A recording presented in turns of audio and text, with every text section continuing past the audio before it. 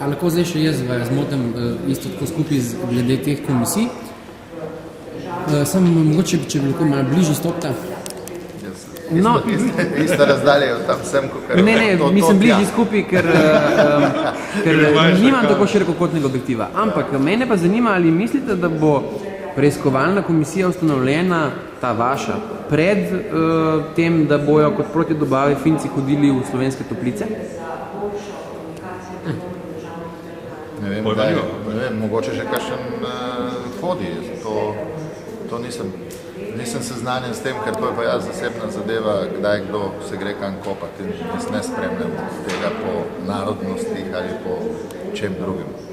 Kaj pa mislite o tem, da bi komisija, ki bi bila morda združena in razpravljala o vseh nabavah orožja, ali bi to do leta 2013, mislim, da pridejo zadnje dobave Patrii, da bodo takrat konc teh komisij ali bo še vedno tekla gnojnica?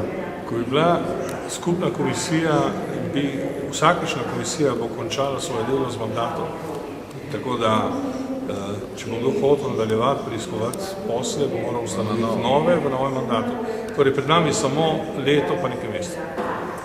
Še zadnje vprašanje, ali mislite, da se bojo posli z orožjem, ki so bili v 90-ih, sploh kdaj razrešili, ali mislite, da bo te posle nadomestil posel Patria 8x8?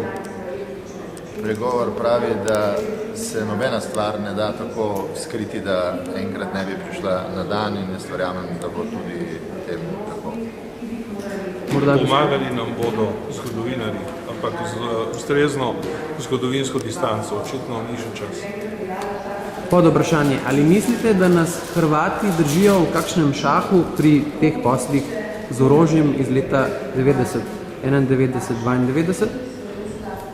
Osebno ne vem, nimam teh podatkov, nimam teh informacij, vem pa, da moramo rešiti, ali nas držijo v šahu ali ne, moramo rešiti vprašanje meje čim prej, preden vstopimo v Evropsko, oziroma v predsedovanje Evropske unije, ali pa vsaj nakazati pot k taki rešitvi, kajti to, kar počnemo do zdaj, ne pomeni nič, pomeni samo kratenje ugleda naše države in seveda možnosti, ki jih ima, da se uveljavi kot pomembna nova članica.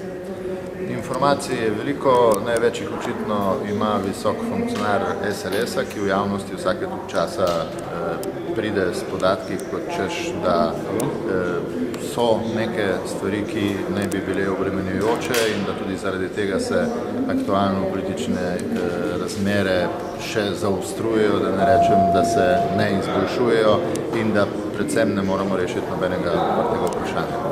Najlepša vam hvala obema. Okay.